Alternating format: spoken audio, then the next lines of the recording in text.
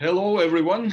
My name is Mamuka Tsereteli. I'm Senior Field Fellow at Central Asia Caucasus Institute at American Foreign Policy Council. Thank you very much for joining us today. Good evening if you are in Central Asia, good afternoon if you are in Europe, and good morning if you are in America. It's a great pleasure to see you all, participants of this webinar and e-CAMCA Forum. This is the last day of e-CAMCA Forum, week of meetings and discussions. Unfortunately on Zoom this year, but hopefully next year we'll gather together again one more time in the region, one of your beautiful countries, and we'll have discussions on all those important issues over there. This interview today will be focused on education, and particularly on higher education. Definitely, we all agree, I'm sure, that the future of the Central Asia, Mongolia, the Caucasus, and Afghanistan, and the region as a whole will be shaped significantly by the level and quality of education in our region. Those countries that transform their educational systems and will develop modern and reliable skills will advance and grow and will develop faster. Those who will fail to do so will drop behind. So we'll try to discuss possibilities and status of modern day higher education with an excellent, really remarkable speaker today. We are greatly honored, and it's a great pleasure for me to introduce you Mr. Doug Becker, who is founder of Sintana Education, and he has a long and very distinguished career of investing in education. And this is probably something that many of us do not know, that actually education can be a successful business. Doug started his career, his successful business career, by establishing Sterling Partners in 1983, and which is one of the largest investors in education in the world, and actually made about 80 different successful investments over the years in different countries of the world. He's also founder and formerly CEO of Laureate Education, very successful educational company with more than 1 million students under management at some point, enrollment rather, and many countries and many different universities. So it's really a remarkable opportunity today for all of us to see Doug with us today and to have this conversation with him about where the future of higher education is going. But before going there into specific questions, I wanted to ask him about how did you end up, Doug, in this field? Sort of what drove you into educational field? You are a very talented man, obviously very well educated, and you had many different opportunities in front of you for investments, for growth, for success, but you choose to focus on education. What determined your choice at that time? First, Mamuka, thank you for inviting me. It's really fun to be on this session. When you said we have a really excellent speaker, I was thinking, who else is speaking besides me? But I am really looking forward to it. And I do care about this region. I think this program, e-CAMCA as an organization, is extremely interesting, and I've enjoyed learning about it. So thank you for that. I'm looking forward to our session together today. The way I got into education, I first started in my career as an entrepreneur in founding a technology company focused on the healthcare industry. And I was very young. We were able to make it successful, sort of despite not knowing anything about anything. But I was very fascinated by the intersection of healthcare and technology. And in working on that project, I started thinking about other fields that would be similar to healthcare. And when you think about it, of course, education and healthcare have a lot in common. They're both very important human services. They both have tremendous public policy implications. They are both considered a public good, so that often there's high regulation involved because government wouldn't expect them to be treated let's say, purely as a commodity or as a business.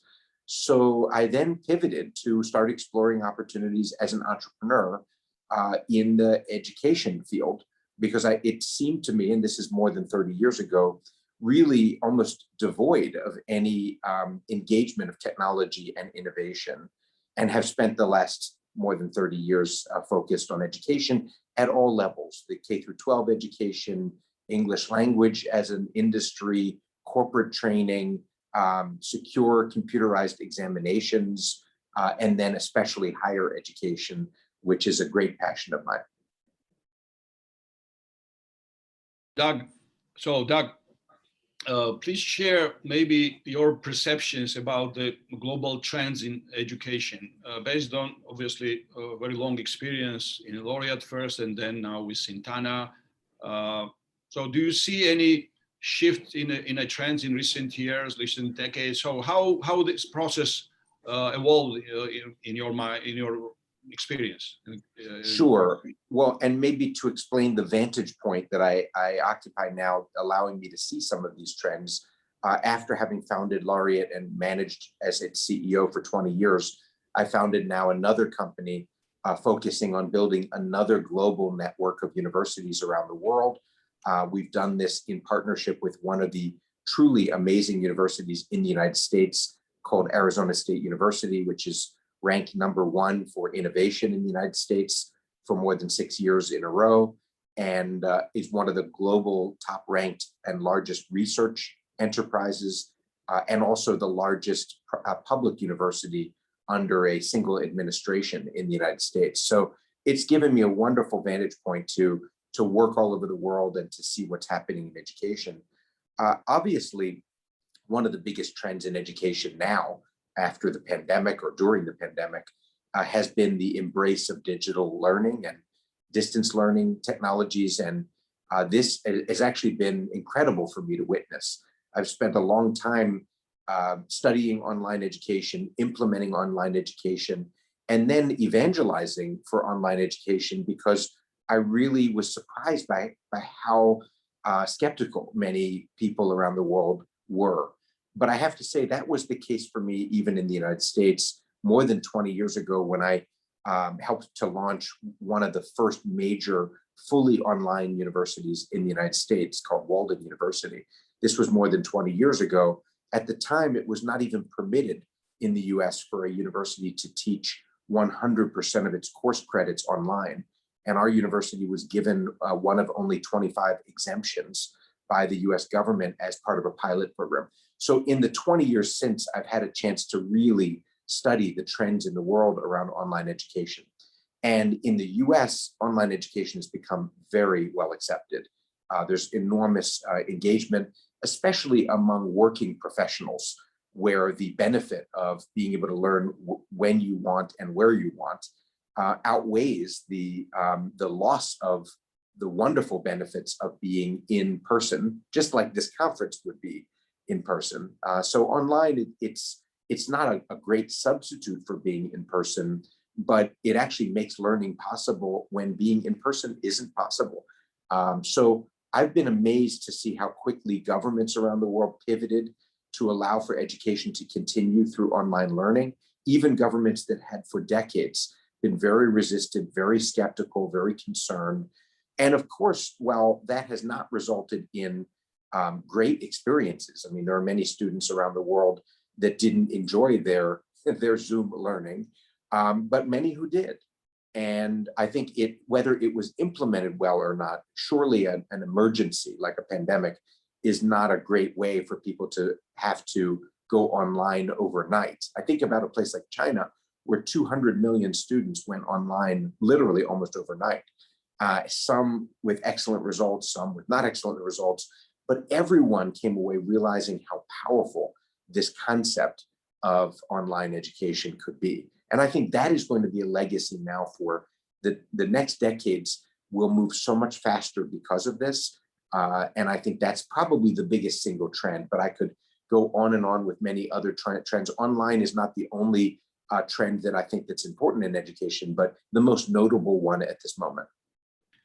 Doug, just to give a flavor of your achievements in this field, I wanted you maybe describe or give us like a brief overview of maybe 2 or 3 most successful cases of your investments and your engagements and your leadership in several universities, different parts of the world. Because I think for our listeners, they will be very important to see that there are real life success stories in this field. So I think that will be helpful for, again, both. There are 2 purposes here. One, to better introduce you to our audience, but second purpose is actually to show how this field can be very interesting and attractive for engagement and investments even. Sure. Look, one of the things that has made it interesting for me is that it is a difficult field, especially advancing and managing in a business, because some universities are organized as businesses, brings many challenges. Would people take you seriously as an academic enterprise if it's organized and structured as a business, as a for-profit enterprise? I was always able to address that by bringing on the most acknowledged and appreciated education leaders, even from the very beginning of my work in higher education, so that people would understand we were a company of educators. You know, people, when I would meet them and tell them what we did, and they said, "Oh, you're universities, but you're a company," like there would be something bad about that. And I would say, yes, we're a company of educators. And that's true. And then, of course, demonstrating a huge commitment to measurable learning outcomes for our students. That was very important to us. We actually worked very closely with the IFC, and they were one of our biggest investors, and they published 2 case studies on the work that we did in promoting social mobility, one in Mexico, one in Peru. In both of those countries, I had the chance to be a part of a team that built universities that became amongst the largest universities in those countries.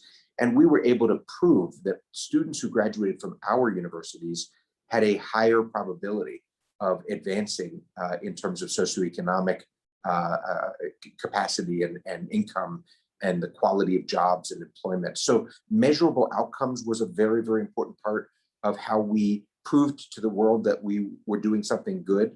And then lastly, I would say we really focused on embracing the importance of the social impact of what we did.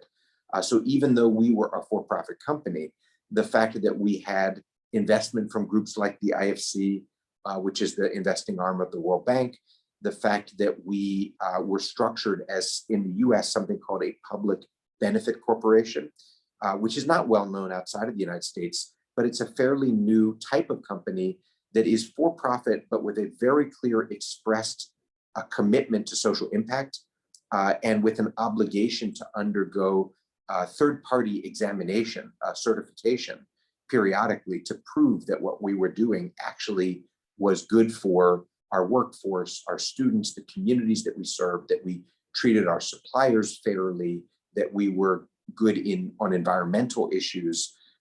So embracing scrutiny, I guess, is the way I would describe as an overarching theme.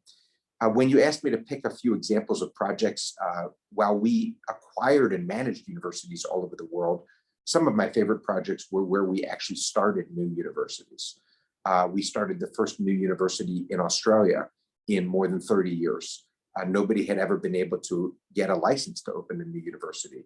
And we approached the government and had a very compelling proposal for why we could create a university that would be a real technological leader in the space, and that by being a new university, we could show and showcase new technologies. And the government accepted that. We opened what became known as Torrens University, Australia, which was and is the 40th university ever in Australia.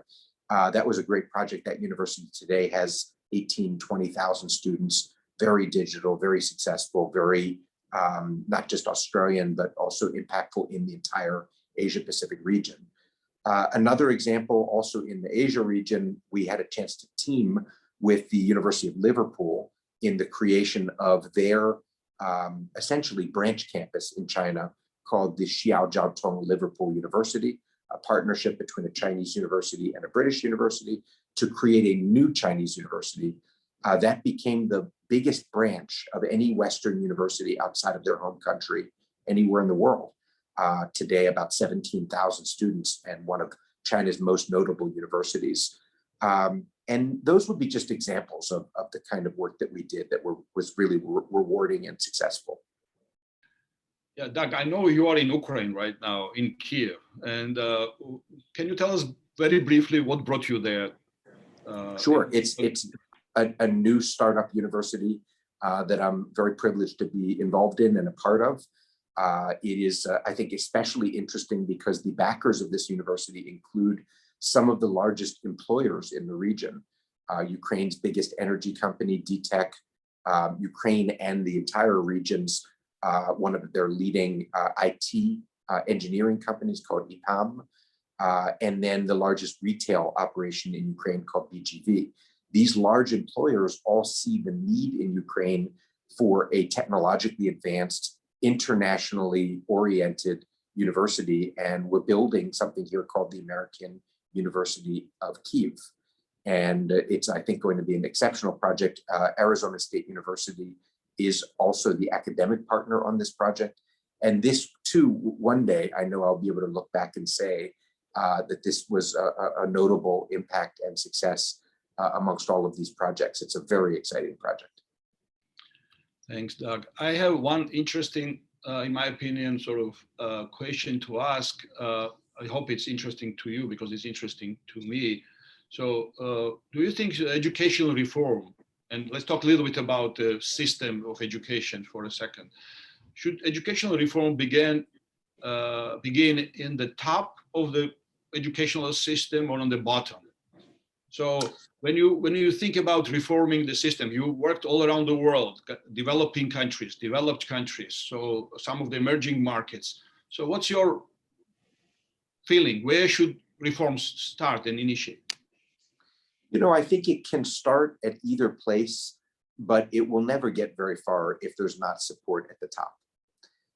The support at the bottom is usually where you see the generation of ideas, pilot programs, interesting demonstrations. We see this, for example, in the US, in our K through 12 public school systems. It's very hard to innovate from the top, but you find individual teachers adopting technologies, sometimes paying out of their own pocket to make some new technology available to their students. And then when that bubbles up as a best demonstrated example, then you can see support from the top. But in the end, especially in higher education, it's so regulated and so much of the funding comes from government. And therefore, I do think it's very important to have support at the top. And that is what holds systems back, that there are many cases. There are many countries where the regulations for universities still specify how many library books you have in your library, in an age where the majority of materials that students study are available digitally. So that would just be an example. And I know the regulators, they themselves are frustrated as to why they might have an antiquated regulation policy. And then they need support even from the top, which would be political support, legislative support. That's how I see it. Thank you. I just need to probably announce that in about 10 minutes, I will open this conversation for questions from the audience. So e-CAMCA Network and our guests could submit their questions from Q&A function of the Zoom screen that you have on your right side, I think. But meanwhile, one more question, Doug, from me, if I may. So how can modern education both reward talent, but at the same time satisfy demands for equity? There are lots of debate and discussion on this all around the world, in US including. So what do you see, sort of how can we maintain this sort of right balance here? It's a great question. The most famous universities in the world are known for being highly exclusive. And therefore, in order to demonstrate that they are the best universities, they want to only admit the best and most prepared students. And in many cases, the best and most prepared students come from higher socioeconomic classes. They may have gone to the best private schools because their parents could afford it. It really, I think, creates a huge obstacle to social mobility. And that's why your point about equity is so important. There's also a real bias amongst many of the top ranked universities against being large. And so they don't want to be inclusive. They don't want to dilute their brand or the importance of their degree. And so they are unwilling to be inclusive in that way. It's part of why I've been so excited to have the chance to work with Arizona State University. This is very unusual. They are both a very large university, the largest public university of their type in the United States, but they're also very inclusive.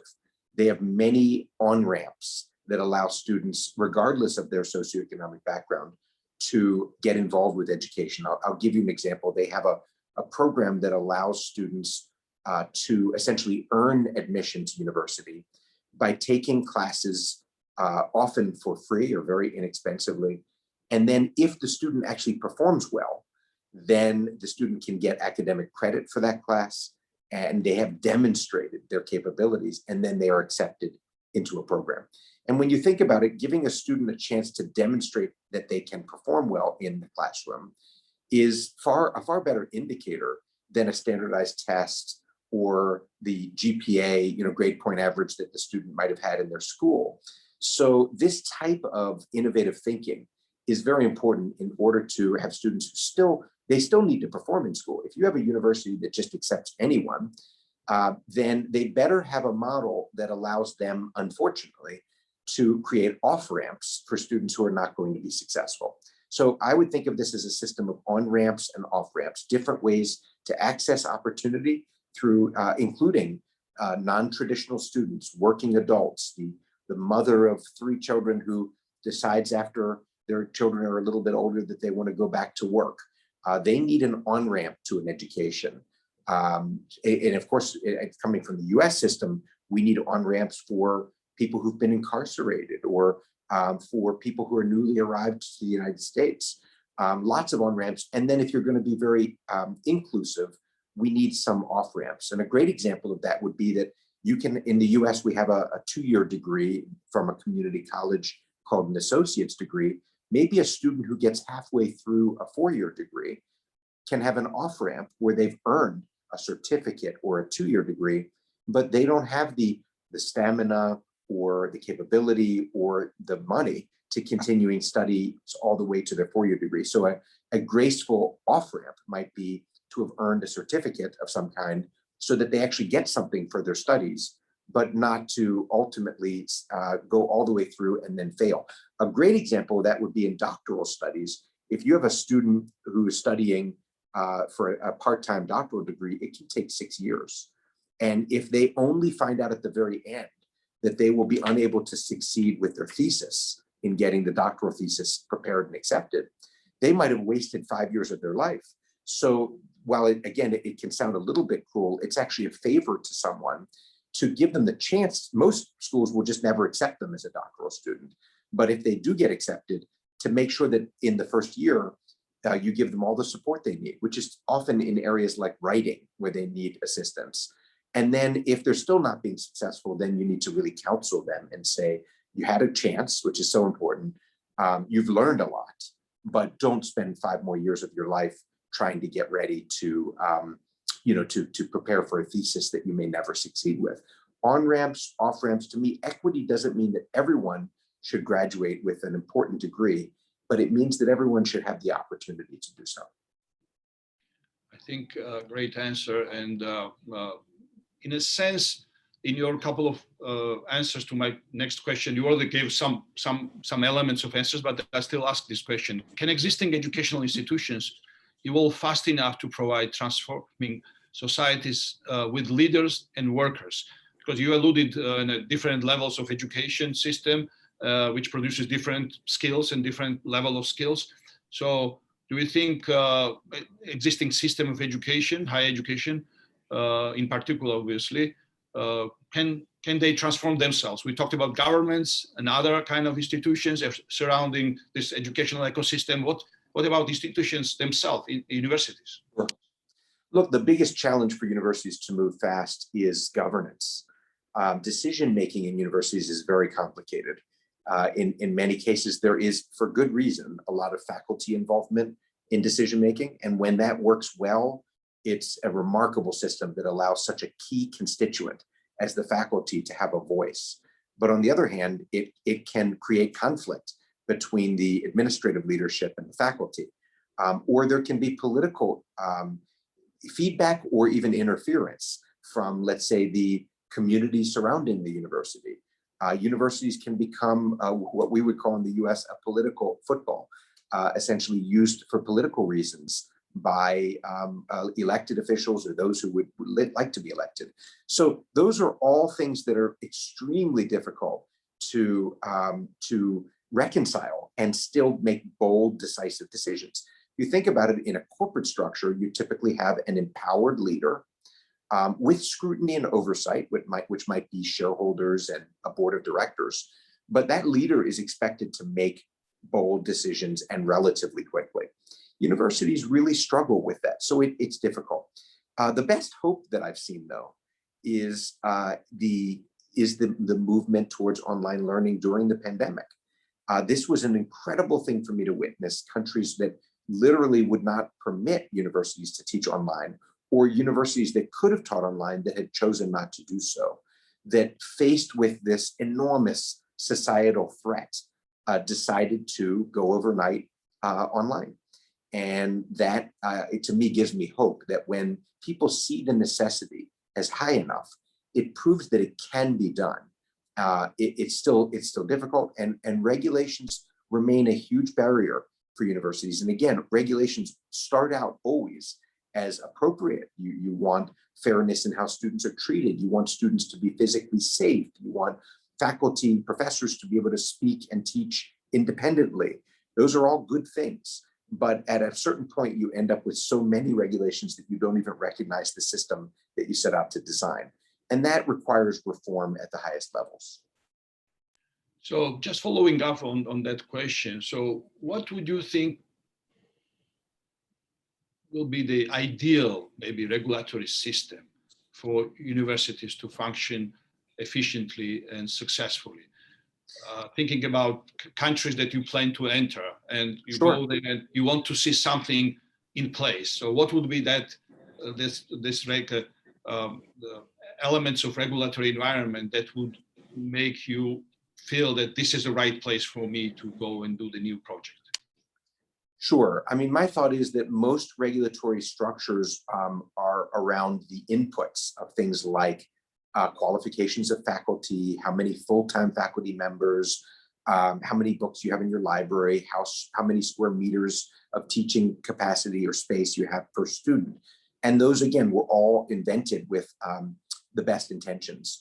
I mentioned earlier that today's libraries don't really need physical books. I mean, they should have some, but the majority of their books will be available through databases of online resources. Students may only need to come to the physical campus 2 days a week instead of 5 days a week because of hybrid online learning. So maybe the number of square meters per student is not relevant anymore to that model. I like a regulatory model that focuses on outcomes, understanding that students should have the opportunity and preparation to graduate and achieve their goal. If their goal is to go to graduate school or more likely to get a job, we should be able to measure that. I'll give you an example of a country that does this remarkably well, and it's not well known. But in Brazil, the government tests the graduating classes of every university.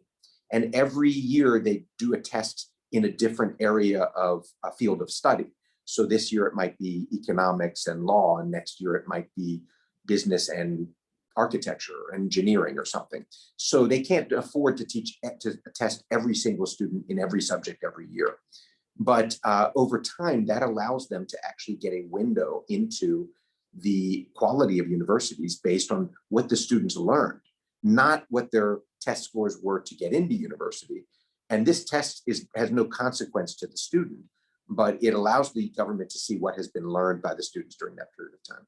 And then they actually give every university in the country a score they call the IGC score. And you can actually look up and see that your university has a score of X or that other university has a score of Y. It's a great system. It creates accountability. It's objective. It's delivered in a fair way without visible corruption, certainly that I'm aware of. And I think it's a great example of an innovative model to focus universities on delivering what students need and not just delivering what they think regulators want. Thank you, Doug. Before I move to, I already see at least one question, and I'll go to the question in a second, but just wanted to remind everyone that we are at, it's a final day of CAMCA Forum. For those who don't know, CAMCA Regional Forum is a joint initiative of Central Asia Caucasus Institute and Rumsfeld Foundation and CAMCA network of young leaders from 10 different countries on South Caucasus, Armenia, Azerbaijan, Georgia, Central Asian countries, Uzbekistan, Afghanistan, Turkmenistan, Kyrgyzstan, and Kazakhstan, and Mongolia.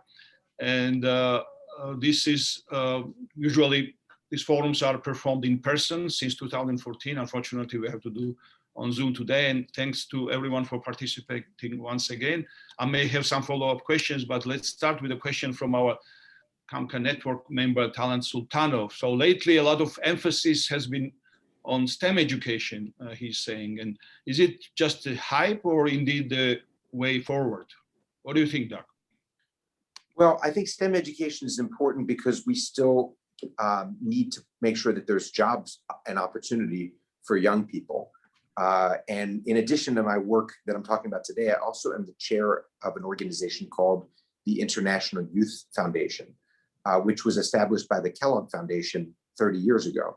And that organization exists to address the fact that there is this enormous youth bulge, hundreds of millions, billions of young people that will graduate from, if they have the chance, they would graduate from college and there might not be jobs available for them. So we need not only good education, but we need a dynamic economy that's creating jobs and matching. And as everybody understands, there's an interdependency. If you have the skills, it helps industry develop. But if you have skills and no industry, there's no jobs. So you have to solve both of those. And the reason why STEM is so important is so many of the jobs in which there is a shortage on the world stage, those jobs would be in technical, engineering, IT, fields like that. So that's one area that's important. And then the other area that's important with STEM, let's say from the developed country perspective, is that there is an inequity in STEM education. And historically, at least in the US, there have been many more men than women studying for STEM professions. Now that is changing, and very dramatically, but it's changing because people are working on it. And that's important. So I do think that STEM is very important. The pendulum always swings too far. At a certain point, we're going to be back to making sure that we hire people with backgrounds in humanities, people who can communicate, work in teams, who write well and speak well and can debate and argue for their ideas, the kinds of things that you might learn in a humanities field or in a liberal arts university. Those are good too. But at the moment, we probably have more of that and not enough of the STEM skills for the world, especially in the parts of the world like the CAMCA countries. Before the next question comes, I wanted to ask you, Doug, you mentioned IFC at some point, but also there's a lot of private investments in university establishment process and development process. And you are engaged in those, some of the private initiatives as well. So how you structure your educational investments? So what can you tell to our participants here today? So what are the major considerations when you take decisions about investments? Let's say if it's your investment, your own money, or how do you leverage it with other institutional funds? Sure. Look, the first thing is, I think, like any entrepreneur or any business person starting a business, you want to make sure that you really understand the business that you're getting into. So study it. You want to really understand the customer. Who is going to be your student? What need are you fulfilling that otherwise wouldn't be fulfilled in the country? What is your source of competition? If you're a private university, in a country with plentiful, good public universities. Why would somebody pay you when they can go to a good public university for free? And that doesn't mean you can't do it, but it just means that in understanding your market, you might find that in your country that there's a good public university in one city and not in another city, or a good public university in one field of study, but not in another field of study.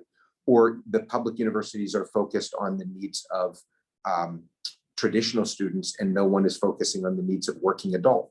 So it comes down to that very basic idea of understanding your market, finding the need, making sure that there is a real need, that you will really have a distinctive competitive advantage. And then, as I mentioned before, with education, be prepared that in order to hire good professors, in order for parents to entrust you with their kids, in order for regulators to give you a chance, you have to demonstrate that this is more than just a business, that if this business fails, lives are harmed and dreams are shattered. So you have to approach it in a very serious, quality-oriented, long-term way. And even if your intentions are good, if you come into the education field, you need to have the capital to survive for a long time before you get it right. Because otherwise, again, you're actually hurting people, even if that was not your intention. Most businesses, a restaurant opens, they give it their best try, it closes a year, 2, 3 years later. It's sad for their customers, their employees, the neighborhood, but nobody, people hopefully can go get another job and the diners find another place to eat. But if you're in the middle of educating people in a university and you run out of capital and close your doors, what a disaster. And honestly, what a failure of planning and capital structure.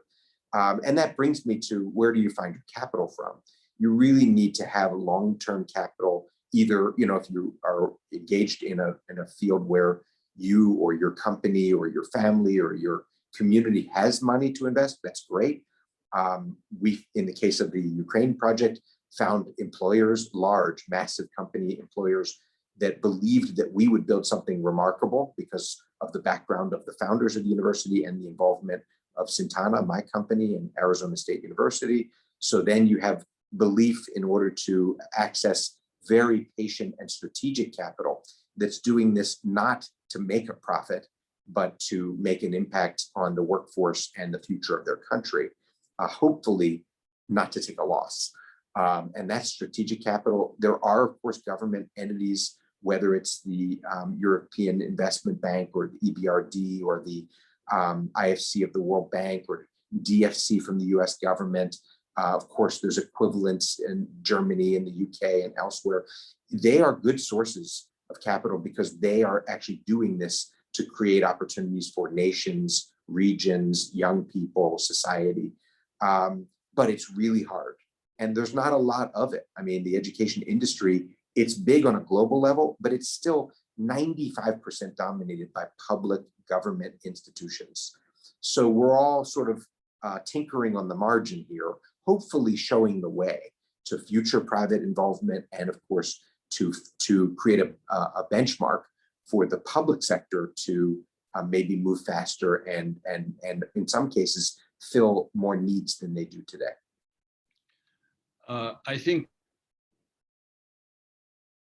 to many people to look at this as a professional sort of entrepreneurial maybe engagement going forward and making impact and difference while also making successful business. So yes, hopefully this will be the case to and you are absolutely right. This ratio, I think its ratio needs to change, and the public education should go a little bit down, and we need to see more private initiative in this field. There's another question from one of our network members, Mirza Rahimov. He's thanking you for participation, and he introduces himself as a 2015-16 fellow at Central Asia Caucasus Institute. At that time, we were part of SAIS. Now we are at American Foreign Policy Council. But he has questioned because his experience at SAIS, and probably he knows that you have some affiliation with Johns Hopkins University. So his question is, so is there any way Johns Hopkins University or possibility to open branch in e-CAMCA countries? That's his question. To open branches or? Well, Johns Hopkins University branch in e-CAMCA countries. I don't know if you can speak on behalf of SAID.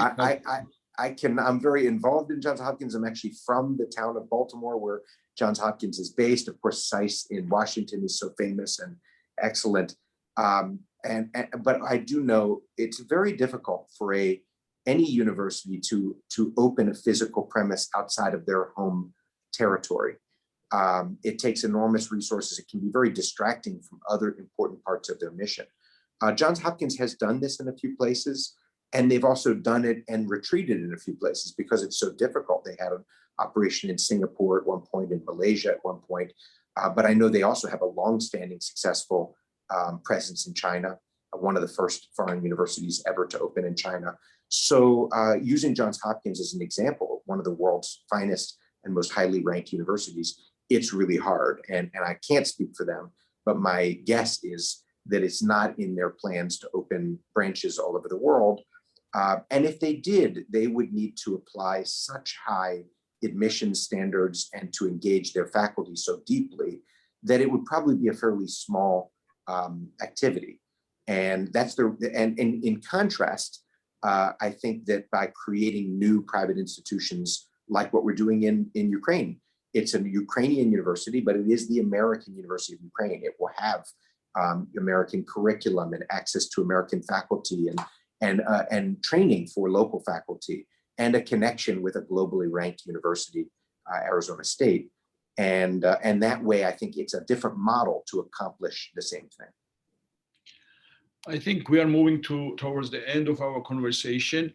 Probably my last question, and it's obviously, this is a conversation which I assume will continue and hopefully will bring you one day to in-person forum, regional forum of e-CAMCA next year. I don't know yet where it will be. It may be one of the countries where Sintana has already presence and university, or maybe something that some other country where Sintana will be looking for opportunities.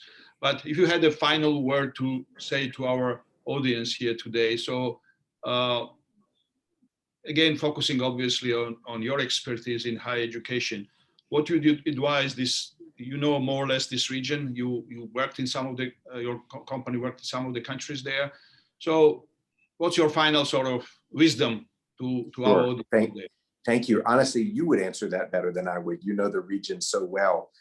You did mention Sintana, my company, currently does have an active partnership in Kazakhstan with Almaty Management University called Alma-U is their nickname. Really exceptional business school. I think one of the really great regional business schools in Central Asia.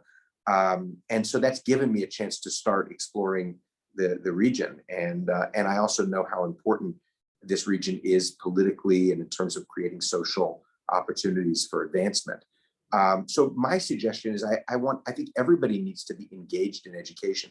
They don't all have to be engaged in the business or even the profession of education, but they have to be engaged in it. If you are in a company, companies should invest in the talent of the community. And whether that means training their employees or supporting local universities, you can be involved in that way. I know that this is a group known for the talent of the participants and the youth of the participants. And I would also just say, if any of you have an opportunity or an idea for what could be done in the education of your country, I hope you would feel free to reach out to me. I know Mamuka certainly knows how to reach me, but I will also say you could reach me at dbecker, all one word, dbecker @sintana.com. And that's CINTANA.com. And I would welcome your ideas. And of course, if I can connect you with somebody that would know more about the topic, I'd be glad to try. Yeah, you'll get lots of emails, Doug, but that's the purpose, okay. Purpose of this conversation. And I think with the reforms in all the countries, ongoing reforms in many different fields, including in educational systems, and all these countries are definitely still evolving and emerging in there, and they're still sort of reinventing themselves in a sense as political entities, as sovereign countries, but at the same time as countries that manage their own business. And it's about 30 years of for some countries or to most of the countries actually to regain independence. And this is as we mentioned from the beginning, this best future of these countries goes through this process of educational reforms, establishing entities and institutions that will train future generations of citizens of this country. So I would like to thank you, Doug, for your time, and I know how busy you are, and for this excellent presentation of your vision about education. And I'm pretty sure that this is not the last time you are meeting our fellows and Thank you. e-CAMCA network.